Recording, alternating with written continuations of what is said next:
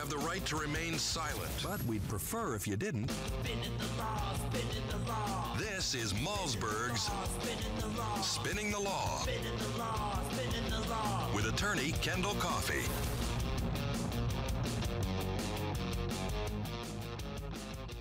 All right, folks, so welcome back to the Steve Malzberg Show as we effort our friend Kendall Coffey, who will be with us hopefully momentarily. One of the things we're going to talk about is the case going on in Georgia right now. There's a hearing going on to see whether or not Justin Ross Harris will stand trial in the death of his 22-month-old son, who was killed when Harris mistakenly left him in a car seat in the car for, 7 hours or so?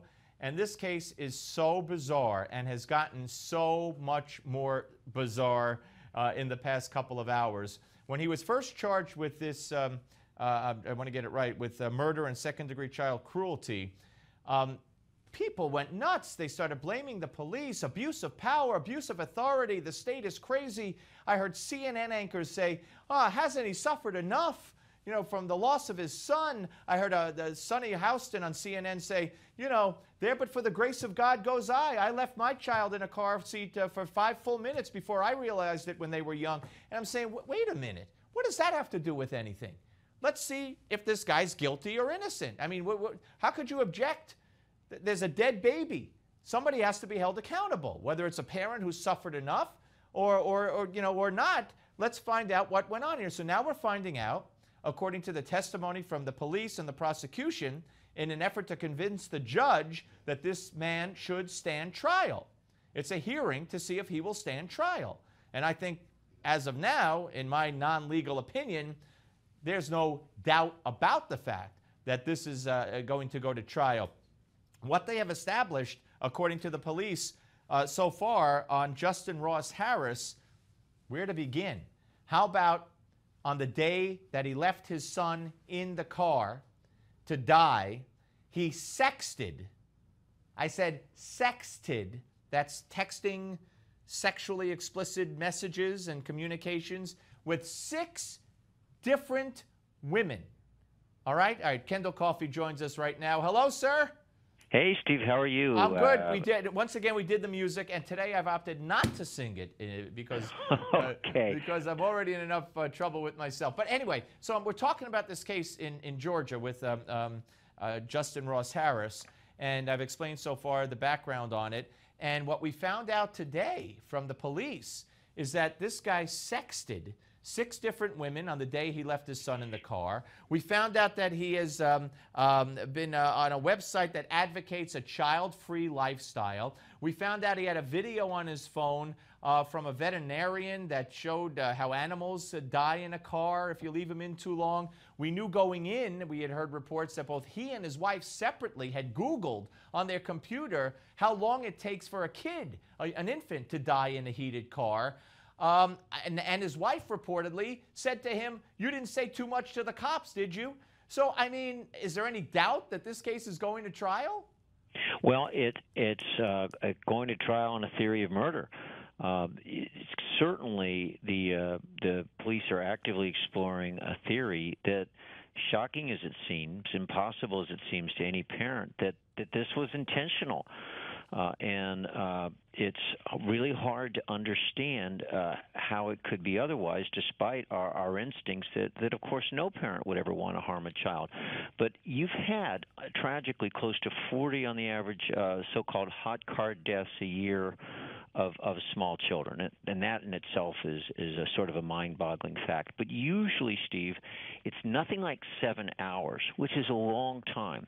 And tragically, usually when it happens, it's parents who are frankly sort of out of it because of drugs or a severe alcohol hangover, and they pass out. There's at least something that tells you how it's possible that a parent could forget all about their child in a car for hours.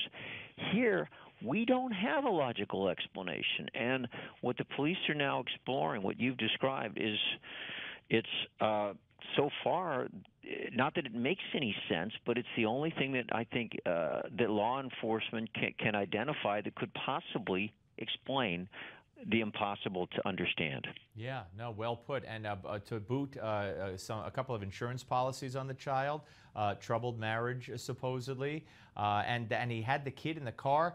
3 minutes. They went out to eat. I mean, they went out to a restaurant or lunch, and he was at lunch with the kid. And then 7 minutes total later, after they leave the restaurant, he forgets that the kid's in the car, and he goes into work. He supposedly came back to the car, according to Paul Callan on CNN, twice during the course of the day.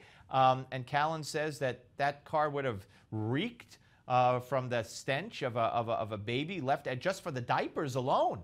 Left in a car that long. I mean, none of it makes any sense. So we'll see where this goes. But this is just wow. This is going to be the next trial, I believe, that's going to have people riveted gavel to gavel to the TV set.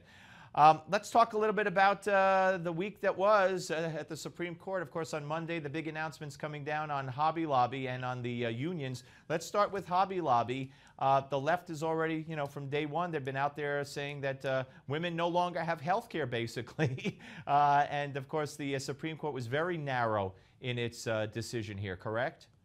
Yeah, and the decision really shouldn't have been a surprise to anybody. It was not an attack on women's rights to contraception or an attack on women at all, although there may be a strategy for portraying it that way for some. I think what the court did is pretty fundamental and not surprising, I think, to most legal observers. They said that the right you have to religious freedom isn't just the right to believe whatever you want, but the right to exercise religious freedom and the right to not be forced to exercise things that violate your religious beliefs. So that's a principle we talked about many times. This is a staunch court when it comes to the First Amendment, and so the fundamental core of the decision was not that women are denied the access to contraception, but that a private employer, even if he or she is using the corporate form of business, is not required to pay for it if, in fact, it violates sincere religious beliefs. That shouldn't be an astonishing proposition, but it's certainly been portrayed as something that should be upsetting to people, again, portrayed by some. Yeah, no, absolutely. All right, now the unions decision, and on this one, I believe the justices left open the option and possibility of even going further than they did. But they ruled that basically these healthcare workers that didn't want to join the union and pay the dues for political speech and cause they didn't believe in, they do not have to do that. How devastating is this to unions? Well, it's a step along the path of something that unions fear very much, which is the difficulty of having, through their collective bargaining agreement, a mandatory union membership. And again, this exists in some states. Other states like Florida, right-to-work states. So this kind of scenario that we saw in Illinois wouldn't be possible. But if a state, under its law and under its bargaining agreement, purports to essentially compel public employees to join a union and pay dues, that kind of compulsion, that kind of mandate, seems to be running into increasing constitutional difficulties. The court didn't go all the way on this case. They said that this decision applies to home health care providers that are, as some have described, or as the court might call it, a partial public employee. But make no mistake about the premise of this decision. Again, First Amendment. What Justice Alito said is that we have a bedrock principle in this country that no one should be compelled to subsidize speech by somebody else if they don't wish to support and they don't agree with that speech. So standing alone, that's a very, very important proposition.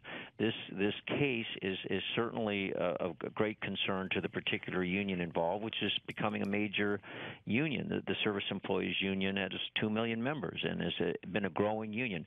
But the implications for other unions are nothing to be ignored. Do you ever recall another administration where the Supreme Court of the United States has ruled against them? We only have a minute left. In 13 different decisions, and that's only in the past 2 years, year and a half, unanimously against them 13 times? There has been for several decades a complex, highly sophisticated legal, I'm going to compare it to chess because it's a long-term chess match, and there's alignment of fundamental differences in legal philosophy, the so-called strict constructionists on one side, perhaps represented by the Federalist Society, the so-called liberals on the other.